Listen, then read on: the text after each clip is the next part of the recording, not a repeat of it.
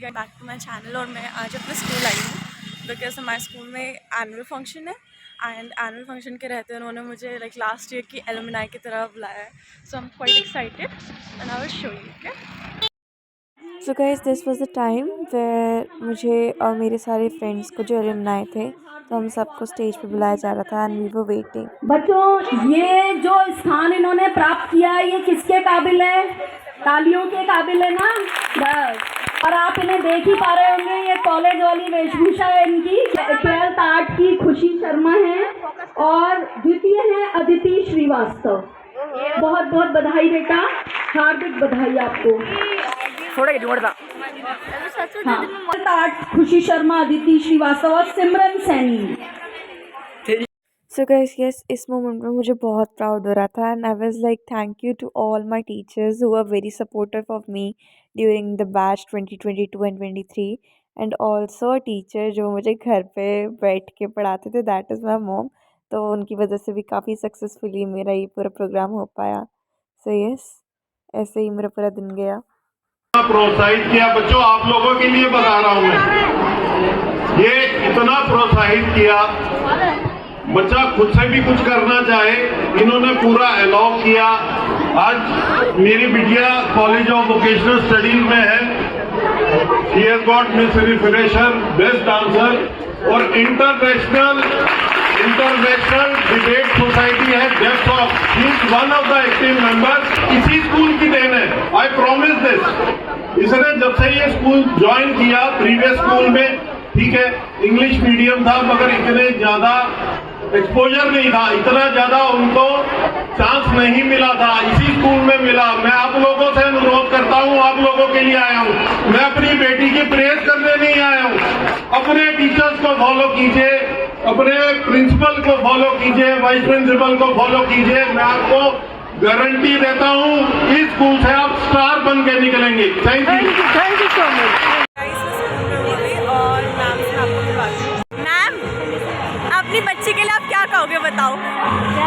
अपनी बच्ची के लिए क्या कहोगे बताओ? बताओ। यूपीएससी की तैयारी करो।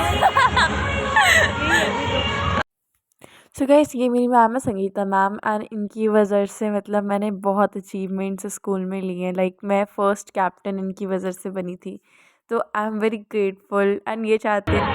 एंड हमारी क्लास टीचर मैम हमारे लिए क्या कहेंगी? बहुत प्यारी बेटी है और मैं चाहती मेरी बेटी IAS, मैं चाहती हूँ कि तुम IAS PCS में जाओ और अपने पापा का नाम रोशन करो। Thank you You are ma'am. capable for that. Thank you so much ma'am. Thank you so You much. have the capability of this.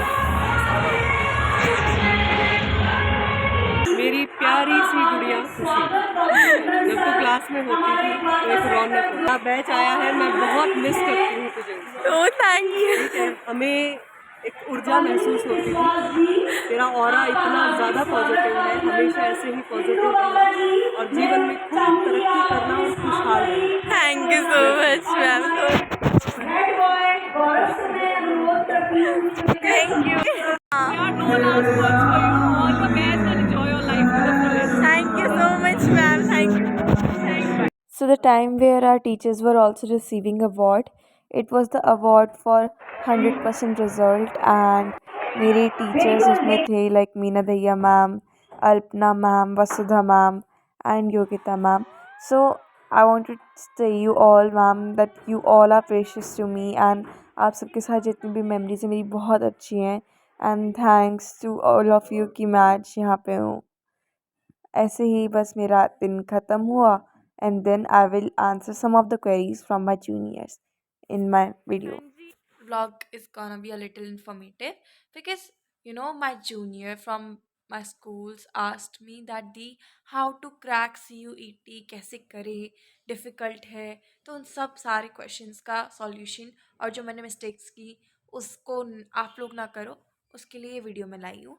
So let's get started. So first of all about CUET, आप जानते हो कि आपका third batch होगा जो कि CUET के लिए जा रहा होगा। And please don't be in the delusion कि आपका बैच थर्ड है या फिर कंपटीशन जो है वो बहुत ही ईज़ी होने वाला है। नहीं, बिल्कुल भी नहीं। पहली बात तो कॉम्पिटिशन बहुत हाई और टफ़ है, तो अगर आपने तैयारी शुरू नहीं की है and if you want to get into DU और किसी भी सेंट्रल यूनिवर्सिटी में आप जाना चाहते हो, तो प्लीज़ अब आप लोग तैयारी शुरू कर दो। It is the high time now. Guys, GT का क्वेश्चन जो सब लोग बहुत पूछते हैं, जिनका क्वेरीज रहती है, पिछले साल भी थी, उससे पिछले वाले साल के बैच को भी थी और इस साल के बैच को भी होगी, कि भाई जीटी का क्या करना है, what should we do about GT. So सुनो, general test is a very wide wide subject. Like अगर आपको पढ़ना है तो बहुत कुछ है उसमें पढ़ने के लिए। मेरी बात मानोगे तो आई वुड से कि उसमें मैथ्स बहुत आती है, क्योंकि पिछले साल तो बहुत ज़्यादा ही मैथ्स आई थी एंड इट वाज लाइक कि जो करंट अफेयर्स थे और जो मैथ्स थी वो बहुत ज़्यादा आई थी, और जो स्टैटिक जीके होती है ना, जो कि यूनिवर्सल होती है, चेंज नहीं होती, वो बहुत कम आई थी। मतलब आई थी लेकिन बहुत कम। बट सबसे ज़्यादा वेटेज जीटी के टेस्ट में मैथ्स और आपकी करंट अफेयर्स की थी। तो आई वुड से कि current affairs if you want to attempt GT, तो आप लोग प्लीज़ और प्लीज़ अभी से करंट अफेयर्स, पिछले साल से अभी तक के करंट अफेयर्स निकालने शुरू कर दो और उनको प्रैक्टिस करनी शुरू कर दो, उनको मग अप करना शुरू कर दो, बिकॉज़ और कोई तरीका है नहीं याद करने का। बाकी आपको बहुत सारे तरीके यूट्यूब पे, वाईटी पे बहुत सारे अच्छी-अच्छी वीडियोज़ अपलोडेड हैं about GT, about current affairs, so you can go and check that. Second thing is कि मैथमेटिक्स, पहले तो मैं आपको ये बोलूँगी, कोई भी पेपर को सिलेक्ट करने से पहले, अटेम्प्ट करने से पहले उसका सिलेबस प्लीज़ देख लेना।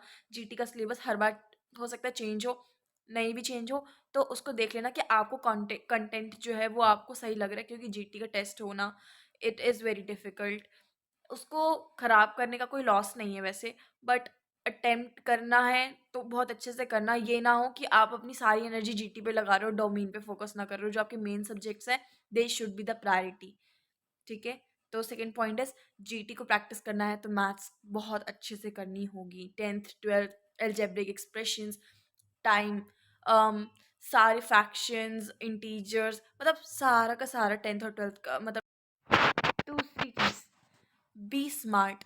हमें जो काम करना है वो स्मार्टली करना है और हमें हार्ड वर्क भी करना है, बट हमें सिर्फ हार्ड वर्क नहीं करना। तो सबसे पहले अपने दिमाग में ये बिठा लो कि आपको अपनी एनसीईआरटी, क्योंकि आपका जो डोमेन है, चाहे आप साइंस से हो, चाहे आप कॉमर्स से हो, चाहे आप ह्यूमैनिटीज़ से हो, आपको अपने डोमेन को इतना पक्का कर लेना है कि उसमें आपके मार्क्स नहीं कटने चाहिए। बिकॉज ये कुछ चीज़ें, जैसे जीटी का टेस्ट होता है, ठीक है, जनरल टेस्ट जो है, उसको आप एक्चुअली कंट्रोल नहीं कर सकते, क्योंकि आपको नहीं पता, क्योंकि उसका सिलेबस बहुत ज़्यादा ही वाइड होता है, उसका स्कोप डोमेन बहुत बड़ा है। So you can't really cover in 2 months actually.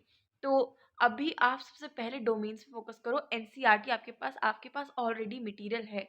अभी जाओ, छोटे छोटे क्वेश्चंस, बहुत छोटे छोटे डेट्स, छोटे छोटे टर्म्स, वो सब के सब उनको रिलेट करना शुरू करो, उनको एमसीक्यूज की तरह प्रैक्टिस करना शुरू करो, क्वेश्चंस बनाओ, आंसर्स करो, और इससे अपना पहले डोमेन्स, जो मेन आपके सब्जेक्ट्स हैं, उसको कवर कर लो। अब हमें कितने पेपर देने चाहिए? सो आपको तो पता ही होगा कि आप लोगों के एक लैंग्वेज तो कंपलसरी है, राइट? एक लैंग्वेज कंपलसरी है, जीटी आपकी मर्जी है, ऑप्शनल है। मैं आपको फिर से कहूँगी, please focus on your main subjects जो आपके क्लास में थे, ठीक है, रादर देन जीटी। अगर जीटी लास्ट तक नहीं होता है तो it's okay, but please put your priorities, जैसे सब्जेक्ट्स को अपनी प्रायोरिटी देना, प्लीज़ प्लीज़। एंड उसके बाद एक और चीज़, कितने सब्जेक्ट चूज़ करने चाहिए? 1-2 कर सकते हो। देखो, सेफ साइड पे रहो तो 2 कर लो, लेकिन अगर आपको फिर लगता है कि आपको बहुत अच्छा करना है, आपको बहुत ज़्यादा चांसेस बढ़ाने हैं, तो जितने ज़्यादा सब्जेक्ट्स आप चूज़ कर सकते हो, कर सकते हो। जितने ज़्यादा से मेरा मतलब ये नहीं है कि जो आपने 12th में नहीं पढ़े, जो 12th में पढ़े हैं वही सब्जेक्ट्स। अब जितने ज़्यादा से क्या मतलब है, कुछ लोग होंगे जो सिर्फ हिस्ट्री और एक लैंग्वेज इंग्लिश ले लिए, एक जीटी ले लिए, हो गया ख़त्म। मत करो ऐसे। आप लोग, अगर आप ह्यूमैनिटीज़ बैकग्राउंड से हो, तो हिस्ट्री, पॉलिटिकल साइंस और सोशियोलॉजी, ज्योग्राफी, इकोनॉमिक्स, जो भी आपने पढ़ा है, मतलब 3 तो एटलीस्ट इनमें से सब्जेक्ट पढ़े होंगे, तो उनको टेस्ट में दे दो। क्योंकि अगर आपके मार्क्स किसी में कम चले जाते हैं तो आपका एक बैकअप रहेगा कि आप और कोर्सेज के थ्रू कॉलेज में जा सकते हो, right? And one more thing is कि कट ऑफ ऑनर कोर्सेज की बहुत हाई जाती है। तो honour courses and BA programme में भी मैं, अगर आप चाहोगे तो मैं वीडियो लेके आऊँगी सेपरेट। बट ऑनर कोर्सेज जो होते हैं उनकी कट ऑफ बहुत हाई जाती है। तो if you want to pursue history honours, तो हिस्ट्री ऑनर्स के लिए सिर्फ हिस्ट्री का एग्जाम मत दो, पॉलिटिकल साइंस का भी एग्जाम दे दो, सोशियोलॉजी या ज्योग्राफी या इकोनॉमिक्स जो भी आपके पास है उसका एग्जाम दे दो, ताकि आपको प्रॉब्लम ना आए अपने रेगुलर अपने ड्रीम कॉलेज में जाने के लिए।